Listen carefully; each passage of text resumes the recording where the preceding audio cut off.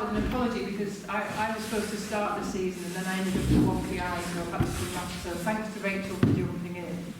And you know, if you were to be encouraged to join an organisation, one that had an AGM that lasted 10 minutes, that's not like going.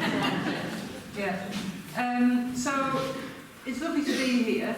We were just saying before, it's really the best bit of a university, I think, when there's engagement with the community and you know we get to share some of what we're doing with people in the wider community. I suppose I'm a bit of an oddity, really.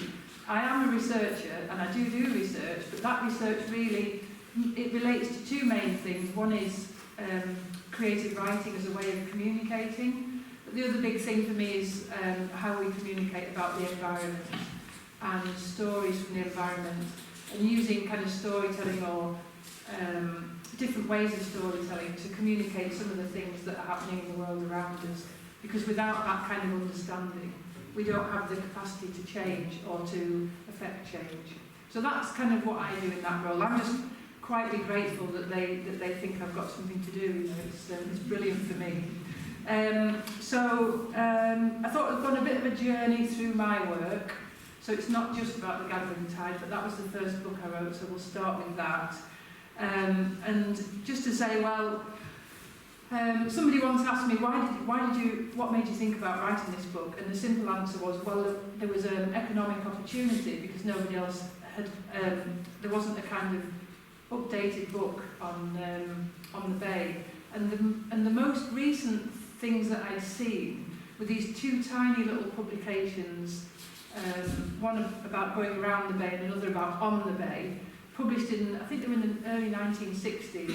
I can't just remember the guy's name, some of you probably know it. But my husband had 2 copies of these little books.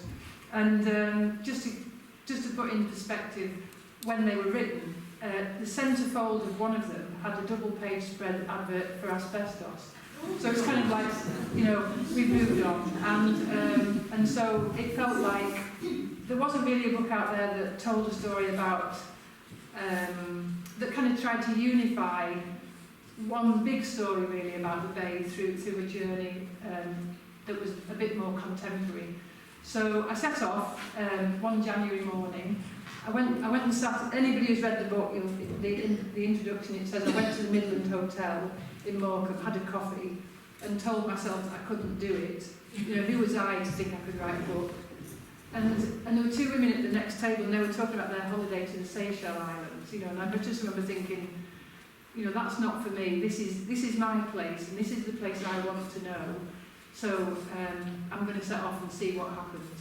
So first kind of research visit, I suppose you'd call it, was to Sunderland Point, which if you've never been to, is this astonishing place. Actually, funnily enough, I was back there with a colleague last weekend, and it's you could argue about where Morecambe Bay begins and ends. It's pretty obvious in the west and the north that it ends at Walney Island, but in the south you could either choose to have it on the Wyre Estuary or the Lune Estuary, and I thought for my purposes I'm going to go for Sunderland Point. And there's a hamlet there that dates back centuries, and it gets cut off by the tide twice a day, so I can't imagine what it's like to live there. And then there's this, if you walk across the headland from the village, there's this burial site of a young slave boy who was buried in the late 1600s, I think. And I wrote about this in the book, and I thought it was worth revisiting. We've just republished, actually. It went out of print, and now it's back in print, and I've got a revised introduction. But I've also written a new essay on the grave in this book, which is the latest publication. I'm editor of this. It's a book called North Country, and it's an anthology of voices from the north on landscape and nature. So I wanted to revisit this grave, because I think there's a huge problem around how we treat it, how we think about it, and how we speak about it. And to start with, the idea that it's still called, after all the Black Lives Matter movement and all our consciousness raising, it's still referred to as Sambo's grave. And there are other things that have happened to it in the interim. But I'll just read you a short section. So this is written in 2013. and then I want to read another bit, where I revisited more recently. So, and the story goes that this young black person was put ashore, and he then, I realise I've got mixed up with my slides, so I'm going to bump it on and then come back again. Yes, so here we are. So that's the grave as it was. It doesn't really look like that anymore, unfortunately. Yeah, so he was put ashore, and the story goes that he ran into Upsteps Cottage, which is this building here, and that he was there for a period of about 4 days. And if you look in the historical literature, there's this story that villagers were going and peering at him through the doorway, and then eventually he died. You know, there's no record of anybody intervening to see if he needed looking after or anything. And of course, although Lancaster was very much involved in the slave trade, slaves were not directly brought here. They were mainly taken to from Africa to the West Indies, and it was goods that came back, but of course there was the odd exception to this. And so he was presumably put ashore because he was dying of some horrendous disease, and the captain wanted rid of him. So yeah, I'll read you this little bit.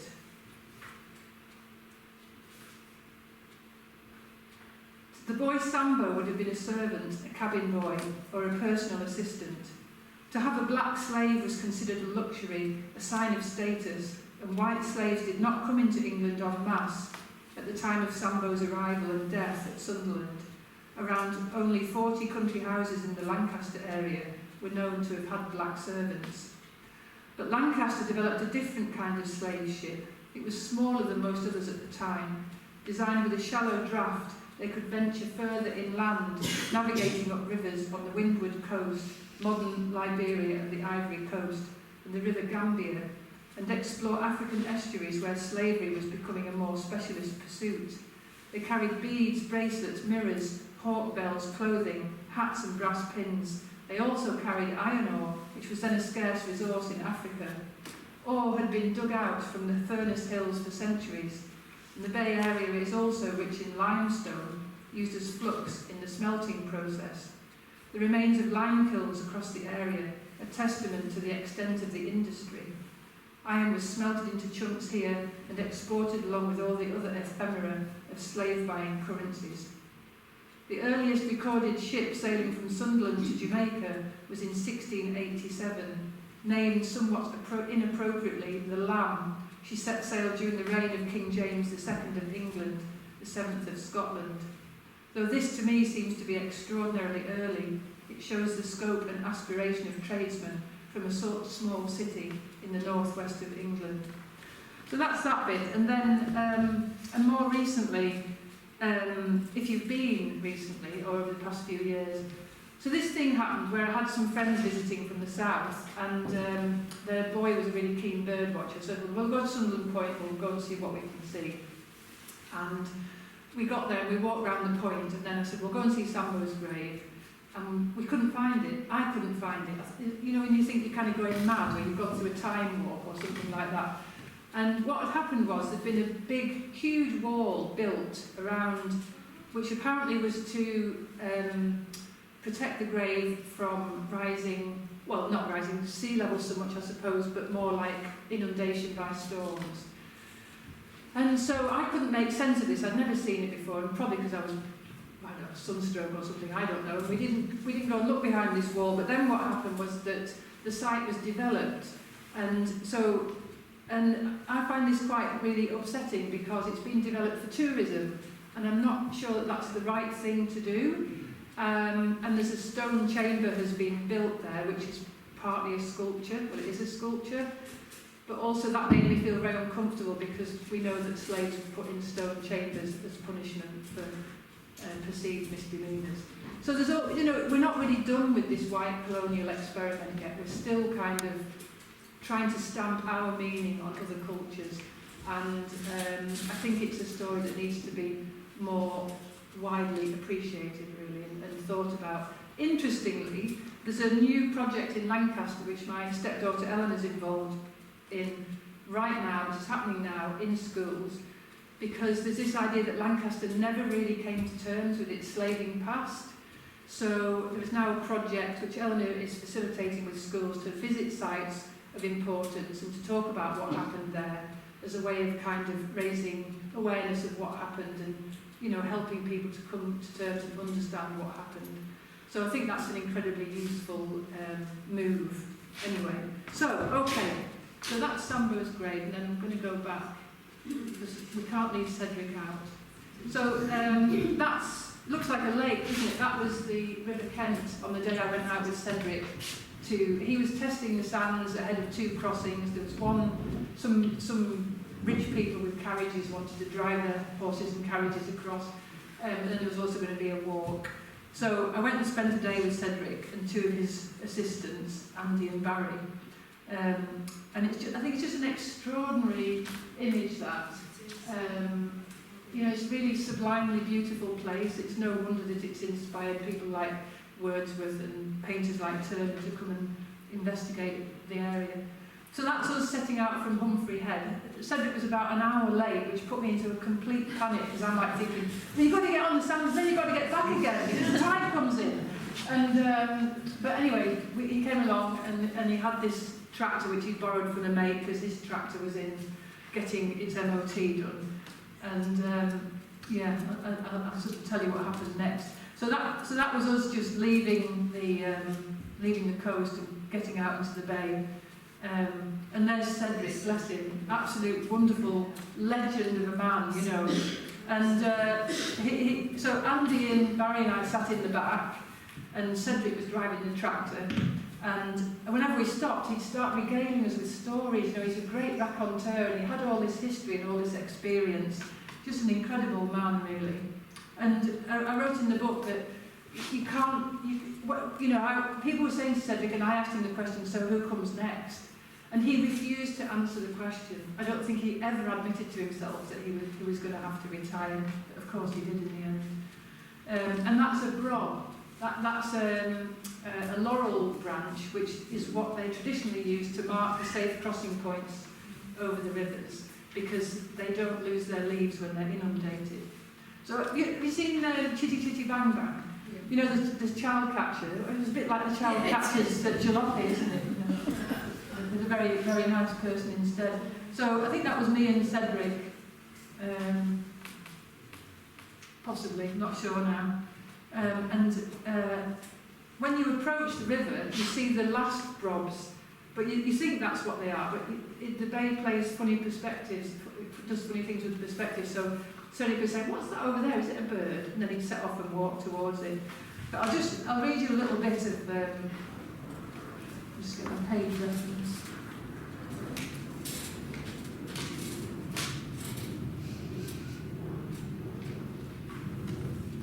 It's all gone pear-shaped already.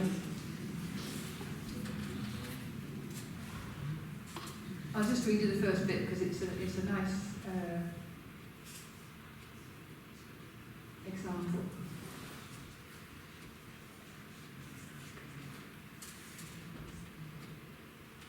I think I'm doing my own book, wouldn't you?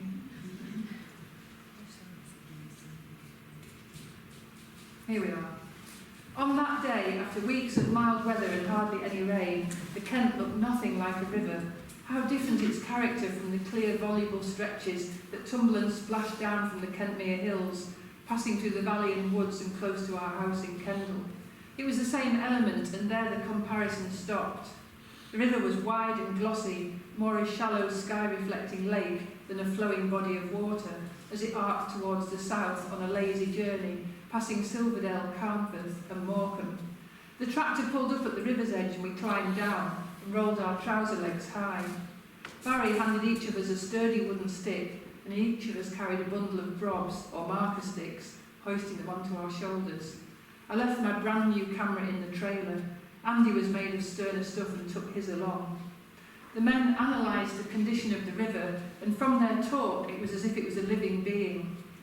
A wind from the northwest like today pushes the river slow and wide, Cedric said, but a big wind and heavy rain makes it cut a direct path, and it'll move at speed, much deeper too. I've spent significant periods of time walking in the mountains. I've been lost and disorientated in mists, but this was something new, this sense of flat space where distances are difficult. We were about 4 miles out on the bay, halfway between Humphrey Head and White Creek Downside. I wasn't alone, and of course I couldn't have been in safer hands. But there was something about this landscape and our remoteness from land that made me uneasy. It was a new sensation for me. Cedric climbed back in the tractor, shouting as he did, "I don't like this bloody tractor one bit. I don't trust it either." And he drove away, leaving the three of us behind in the middle of that expanse of sand. That's a typical Cedric, if you ask me. Anyway, so, and then there's another story about crossing the sands, which some of you probably recognise. This is a painting by David Cox. I think this is the one that's in the Maritime Museum at Lancaster. But of course, Cox was painting in that kind of golden era of British watercolour. And what happened was, we go abroad and we buy a postcard, or we used to. I suppose we send digital pictures now. But in the 1800s, with the Grand Tour in Europe, watercolourists were becoming really, really popular because you could buy a watercolour of where you'd been. But this guy, David Cox, he kept coming back to the bay and revisiting it, repainting it. There's a whole load of stories. I mean, just go home and Google his paintings on the internet, because they are phenomenal. There's a painting of, or more than one painting, of the guide to the sands going out on his horse with a big horn, so that he could warn people that he could see that the tide was coming in. And of course, this was the main road into and out of Furness in those days. You couldn't go round by the edges because it was too boggy to navigate. So I just think his painting is absolutely tremendous. We get this sense of weather, and a sense of space and the birds. I think there's a kind of hint in the background there of ships, which of course the bay used to be navigable, so we had big sailing ships coming up as far as Greenock, unbelievable. But anyway, so that's how you got your food to market, your produce to market. That's how you brought it home. I think we kind of don't know we're born in so many ways. Sambo, and then Heysham Head. You've probably been and seen this phenomenon. These incredible, very early rock-cut graves, and there is nothing like them anywhere else in the country. They're completely unique. I think they are. Let's see. They're certainly long time predate Christian, the arrival of Christians. But what's interesting to me, and what I wrote about in the book, is that Heysham Head represents this great kind of clashing together of cultures. So you have archaeological digs that have found evidence from the Mesolithic period, so flint arrowheads and that kind of thing. Pagan burials with, and the archaeologists knew they were pagan because there were sort of certain goods in the graves, like dedication. So there was a comb found. There was something that was carved with birds, people with linen laid across their bodies, and then layers of ash put on top of this. So there's all this kind of ritualised pre-Christian burial going on. And when I started, it was really a pleasure writing this bit. Well, it was kind of the whole book really, but I had great chats with a county archaeologist when I was writing this bit, and I wanted to get it right. I wanted to make sure that I represented other people's work fairly and accurately. And so we had this great ding-dong of emails going on, and I was trying to understand and trying to get it right. And in the end, he said, the thing with archaeology is what you do is you look at the evidence and then you make your own mind up. And that's valid. You can have your own opinion. And that's kind of been a big lesson for me about writing in general, that, it's all a negotiation, and maybe we need to be a bit flexible with the truth sometimes in order to get at the actual truth of something. How you get there might be, you might take a different path. So that was a great thing to have that conversation. But the headland was eroding. These are not eroding. These are kind of, obviously very high status individuals were buried in these rock graves.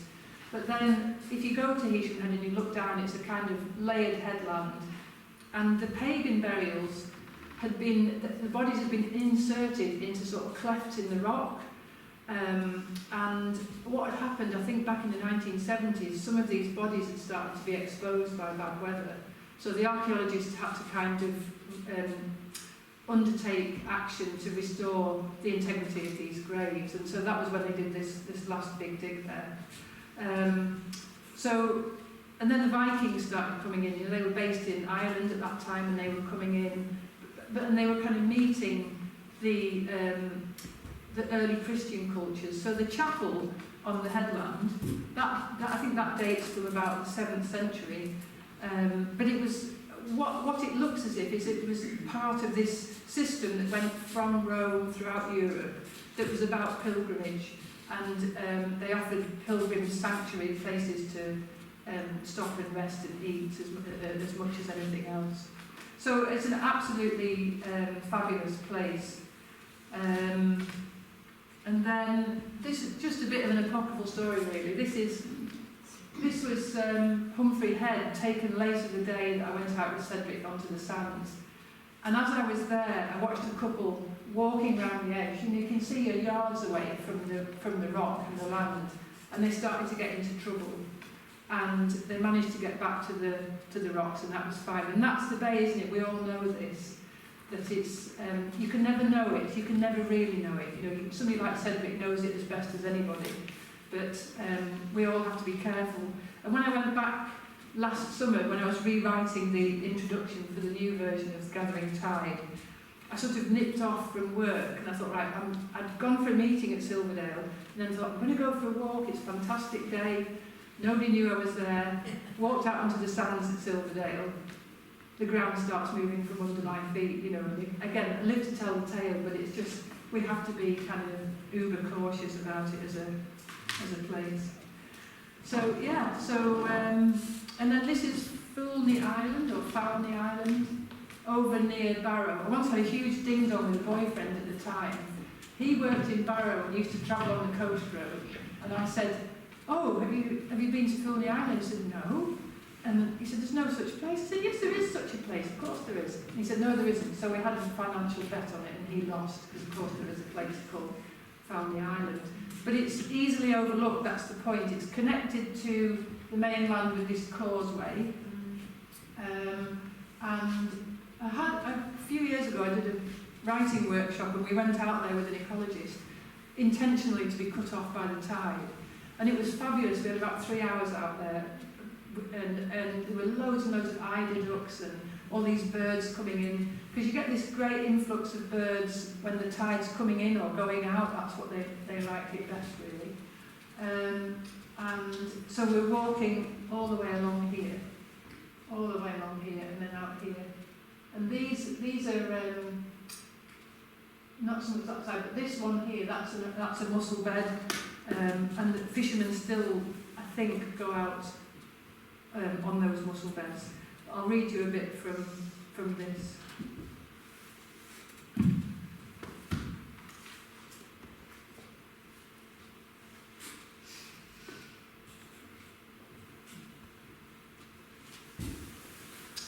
So I was with our Callum, who was a teenager at the time, and we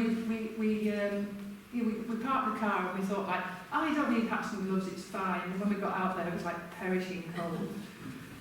Cal and I began to wonder if we'd ever reach the end. Ahead, the shingle had formed into two banks that extended wide from the central spit of land, like arms lifted at right angles to the body. To the right of us, waves broke quietly at the lower tide edge of Walney Island. A man in fishing gear walked rapidly along the edge of the sea. He was walking and stopping every now and then to pick something up, but what, we were too far away to see.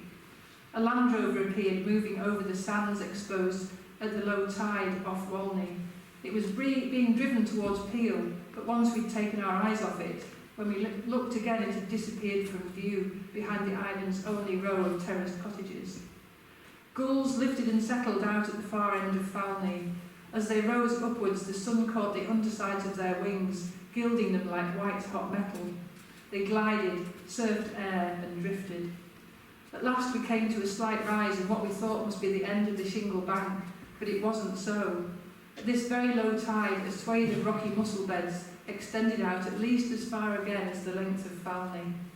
The ground was rocky and firm, and we walked part way out to where the sea played, still distantly, coloured aquamarine, and where birds landed, foraging on the newly exposed mussel beds, as the tide continued to retreat. And then there's a bit I thought I'd read at the end of this chapter, which is about when I went home and looked at the Ordnance Survey map. And just to say that my dad worked in Vickers Shipyard, that's why we moved to this area.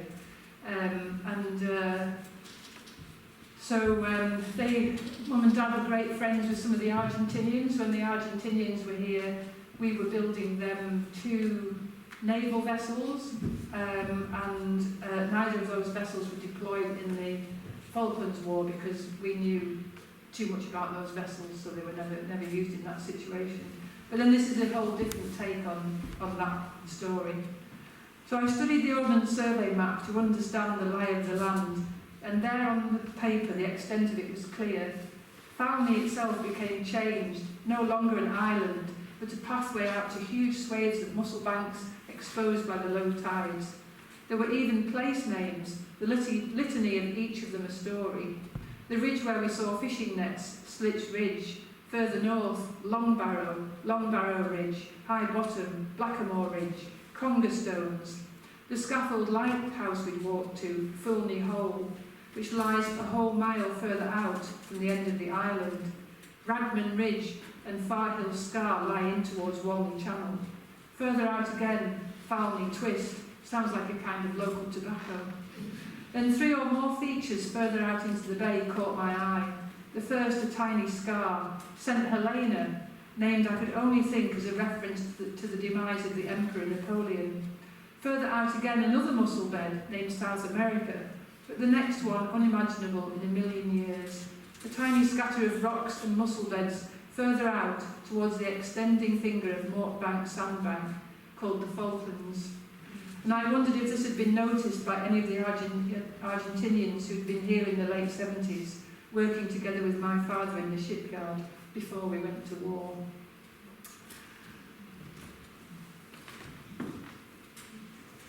Oh, so these are I think it's Cumbria Wildlife Trust manage Falney Island, and they have wardens on there in the summer because it's a very important breeding destination for wading birds. And so the LT means little tern. Little terns are absolutely useless breeders. This is what they. So that's the shingle, but so that's the shingle on Falney Island. Then if you look at a chick, that's a chick. So how they're just fabulously disguised, but they build their nests right down by the sea. So tide comes in and washes them away. They're absolutely homeless. Somebody should have a word with them, really. And that's the view from being right out beyond Falney. So if you do get a chance to go, but just make sure that you know what the tide's doing. So this is a ceramicist called Vicky Eden, who lives just beyond Beetham, just near Beetham. And what she's looking at on the ground here are 2 of the ceramic panels that she made. She made one for each of the Chinese people who were drowned in the Cockling disaster. She did it just off her own bat. Nobody paid her to do it, she just did it. And each one was a memorial to one person. And each one she had sort of pressed into them. Each one is a cast of a certain area on the bay. So you can see here the kind of birds imprint and cockle shells.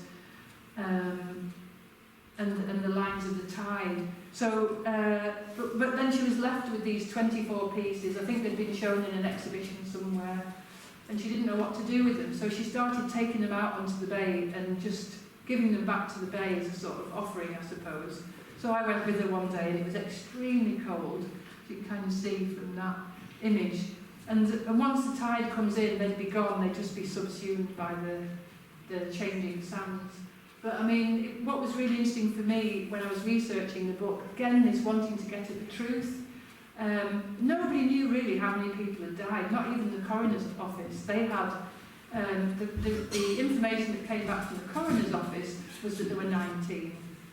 There wasn't 19, there were people being found after that pushed the numbers up. It was either 23 or 24, I forget now. But it was a real indictment, wasn't it, of the way we allowed things to happen. And hopefully they never will happen like that again. So then the next book, Blackbird Diaries, which started out as a kind of investigation of just wanting to write every day. What would happen if you wrote a book that was about writing every day and about watching wildlife? And the one place you can do that really is in your own back garden, because you're always there, or you're mostly there. So that was the project, to sort of concentrate, but then also if I went somewhere I might write about that. And then, it wasn't every day, it was every few days, or sometimes I'd write in bursts and then come back to it. So it was a real discipline having to keep that, because the book would fall apart if I didn't keep up with the project. So, but what was, for me, really interesting is it kind of brought me into this sphere of activism. Whilst I was writing the book, I was invited to go and be a writer in residence with the country's leading curlew restoration project in the Shropshire Hills. It's run by an amazing woman called Amanda Perkins, and she had been gathering evidence with a project ornithologist for a number of years that showed that the damage that silaging has done to these birds that come inland from the coast, like curlews, to breed in meadows. We don't have any meadows anymore, we have silaging. And whereas formerly, with a meadow, the grass would have grown up around them and they were there, they were safe, they were hidden until, late July, August, when the grass was cut, depending on the weather. Silaging completely did for these birds. I mean, we are the 7th most depleted country in terms of biodiversity is it in the world or is it in Europe? I think it's in the world. And which is another shocking indictment, really. Most of that loss has come about through changes to agricultural practices. So it started kind of looking at land use and what was happening, and the curlew became a bit of a kind of a vehicle for getting at that. And I should say that I don't ever, or wouldn't ever, say, we need to point the finger at farmers, because I don't think farmers are to blame. I think they kind of enacted the consequences of the financial incentives that we were given by the EU in the post-Second World War era. So we thought we were boosting productivity, and we ended up with too much food, didn't we, at one point? In the 1980s, we had butter mountains, mountains of this, mountains of that. And the big cost of that was to our wildlife. So silaging, when you're cutting the grass several times in a season, these big birds had absolutely had it. So I spent this time working with the project, went out with the project's ornithologist, Tony, who tolerated me admirably. So I could see that he was just very serious about his work and wanted to just get the work done. And the important thing to say is, not just anybody can get involved in curlew conservation, because they have such a highly specialised ecology. And this team in Shropshire, they really had the information. And so what they've gone on to do there was to become the pioneers in something called head starting, which is where you take a clutch of eggs under licence from Natural England, you incubate them, the chicks hatch, they're looked after in properly constructed pens. And the amazing thing about curlew chicks is that when they're born, I think the right word is proprioceptive, so they feed themselves from the minute they're born. They don't need parents. This is not a blackbird coming into the nest with worms. The chicks are going about round the nest finding these bugs themselves. And so this is what the project has pioneered. I think they're on about their 4th year now of breeding and releasing curlews. So it's a kind of deep act of faith, really. So if anybody ever tells you, though, the curlews came back to our farm, I believe even James Rebank said this in his English pastoral, they do not come back. If they've gone, they've gone. The only way they come back is if somebody undertakes a project to get them back. And there's a great bit, I'm going to dish some dirt now, there's a writer called John Lewis Stempel, and he wrote a fabulous book called Meadowland about restoring a meadow. And then he shot himself in the foot, because at the end he said, and the curlews came back, and I watched the parents feed their young. I thought, no, you didn't, mate, because they don't feed their young, So the whole edifice came crashing down as far as I was concerned. Anyway, so there's a fox, having dinner of curlew eggs. In Shropshire, that's the main problem, that we've got so many predators now in the countryside because the countryside has become so simplified. It's a really good place for predators like foxes, and these birds are highly vulnerable. So, yeah, and then I decided to do an anthology called Curlew Calling, so I edited and published it, and we had artists from the Society of Wildlife Artists who gave us their images, and then people contributed to the anthology, all kinds of people like Mark Cocker, Julian Clark, Jim Crumley. And that was the back cover, and this image came about because my friend Florence Ackland, the photographer, we went to look at the Natural History Collection at Tully House, and they had curlew skulls and curlew eggs, and Flo made this fabulous image, which this is broken thermos flask interior, which kind of talks about the vulnerability and the danger that these birds face. And that's the female curlew. You can see it's got a much longer bill and slightly more curved, and quite as it should be, the male is less interesting. So yeah, that's that image. And then, so the next book came about through my PhD at Lancaster University.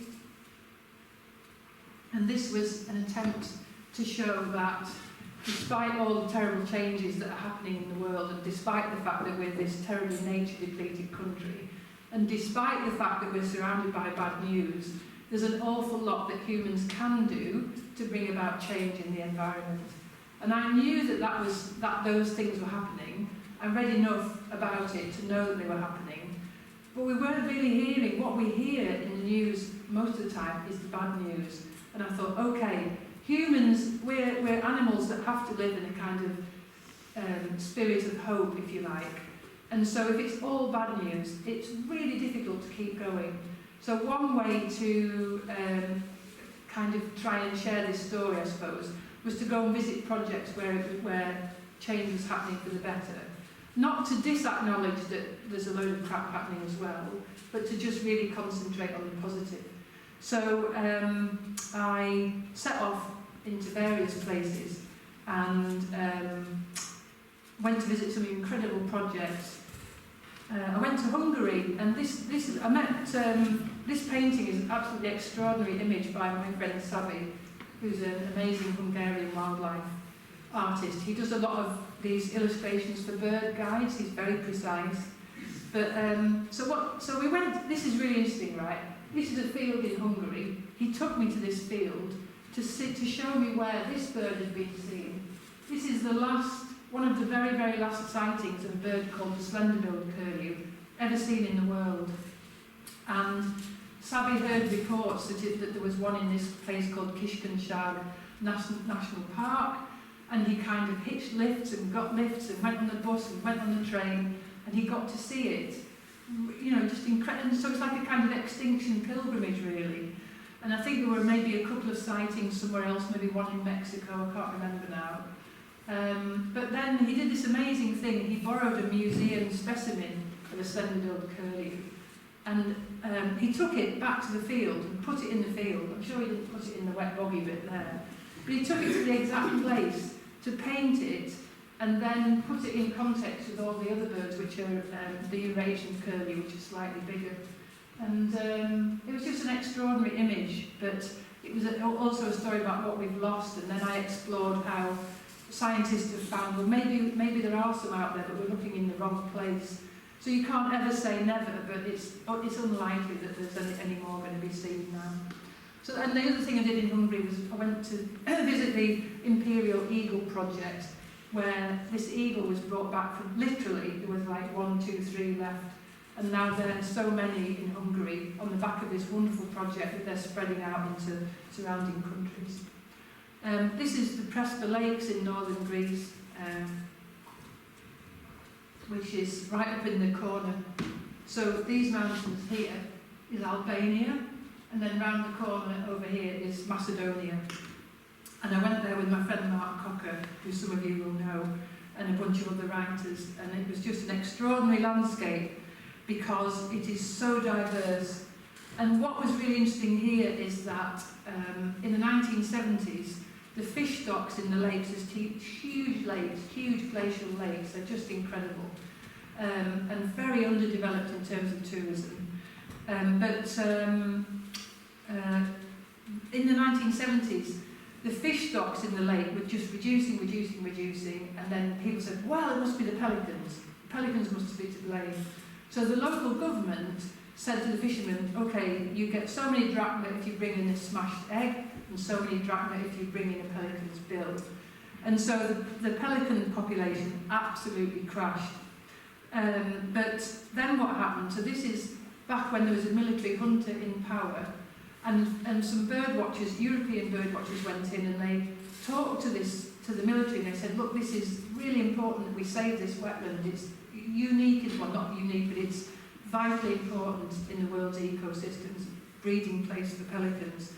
And so there's an extraordinary bit in the book where I say, and the military got on board, and so they completely reversed this policy, and the pelicans were placed under military protection, and they had helicopter gunships and people with armed patrols going around making sure the fishermen were not killing the pelicans.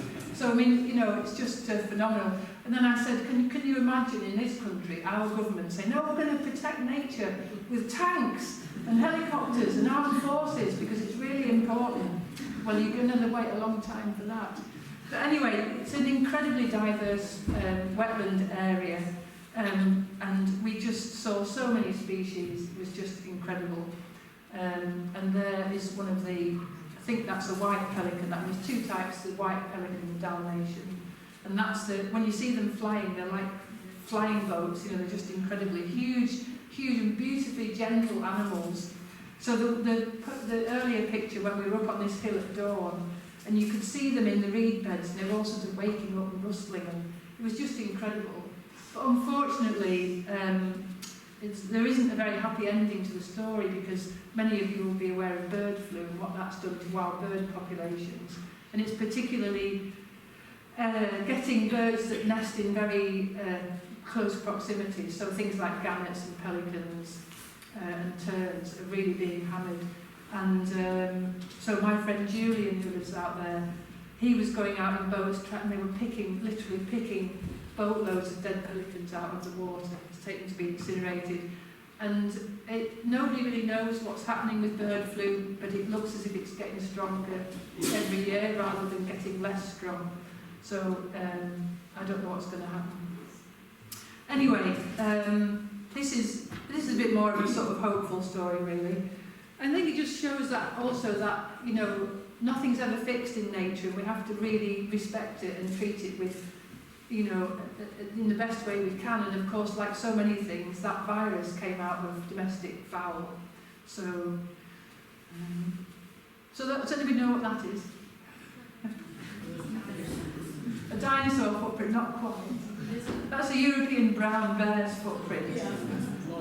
So, yeah. Do they still get them on our side? No, I'm not sure. Anyway, so this was really an amazing opportunity. I went to Romania. Callum came with me. I was too scared to go on my own, but he was about, I don't know, 24 at the time. And it was just incredible. What a country. Absolutely amazing. But we spent some time in the mountains with these guys. So this is Livia and Daniel. They work for the Carpathian Project, who are privately funded initially. They were privately funded by very rich people who were interested in aiding nature recovery. And there's a Swiss biotech billionaire called Hans-Jörg Wyss, who's a Swiss-American. If you've got a hip replacement, he's the guy that developed the plates that, you know, enable us to have bits of us put back together again. Anyway, so he bankrolled the start of this project, and then other people came in and joined in. But what they're doing is, after communism, so when Ceausescu was in role, the forests were off limits to ordinary people. You were not allowed in, and you couldn't take wood. They were just sporting estates for the political elite. And after the end of communism, these small parcels of forest were repatriated back to the original owners, which is of course the right thing to do. But then if you've lived in dire poverty for years, you're going to try and realise your assets. So most of these parcels were sold off, mostly to Austrian logging companies, which then sold the timber to China, which then transported it back to the West in the form of all things, sorts of things we don't need. So there's this kind of weird cycle going on. And the forests are huge, but if you start to rip them apart, then you make it impossible for predators to live there. You're compromising the population of predators. So the project took that on, and what that Livia is doing here is picking up some genetic evidence from bear scat or bear poo. So that's what we were doing. And later on, we were with another of the rangers another day, Bogdan, and you could tell you know, I've got to take these people out and explain things to them. He was the head ranger, and I don't think he was very happy about having us trailing along. But then he was digging into this bear poo, and he said, when people ask me what I do, I tell them it's a shit job. So all that evidence then goes back to the lab, and they can determine individual animals from the genetic samples. They can tell which bears might be causing problems. And what they do now is they relocate bears. So if bears are coming into close proximity, then they'll take them, catch them and take them somewhere else, rather than me. Calvin and I completely walked under this tree, didn't see it. That's the bite of a male bear. And there's a bit in the book where I write about we walked into the forest, and it was just, you know, I thought, what am I doing here? I've brought my kid, and now we're in the firing line, you know. But the good news is that bears are hardly ever seen during the day. They're nocturnal. They come out in the evening. And but the guys were at pains to say, if you come between a mother and its cub, you've had it, basically. Because if you can climb a tree, they can climb faster and higher than you.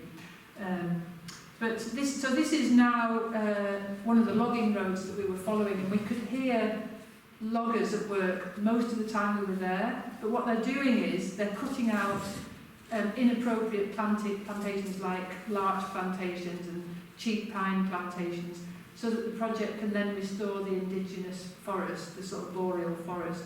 So it's a massive, massive, massive project. And I think if we can do that in a country like Romania, in a difficult landscape, like a mountain landscape, there's an awful lot we can do here. We just need the resources to do it. We went into some of the most remote places I've ever been. There's still a very aged population in Romania, in the villages. Most of the young people have gone. They've gone into Bucharest and into the other cities. Bogdan showed us a school that had been built, that he said by the time the villagers got the school they'd been asking for years, there were no children left to go into the school. Everybody had gone. So you've got this massive rural depopulation going on. That's Piatra Craiului, big mountain ridge, and this is the area where the team worked. So just to finish off, I'm going to do a little bit of a talk about the work I'm doing now at Lancaster.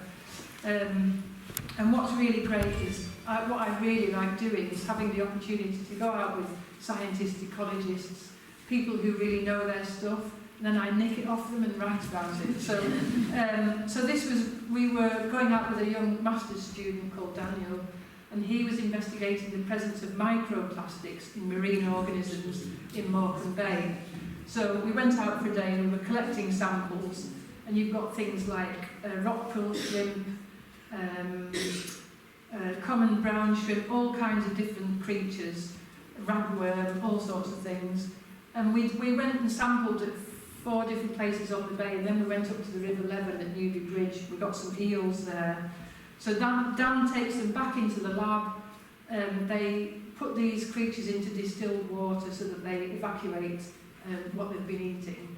And then the contents are put, I'm not sure if there's a process in between, but they look at them through a fluorescence microscope, and what you get is images like this, which is extraordinary, because as soon as I looked at these images, I thought, crikey, it's like looking at the Hubble telescope, you know.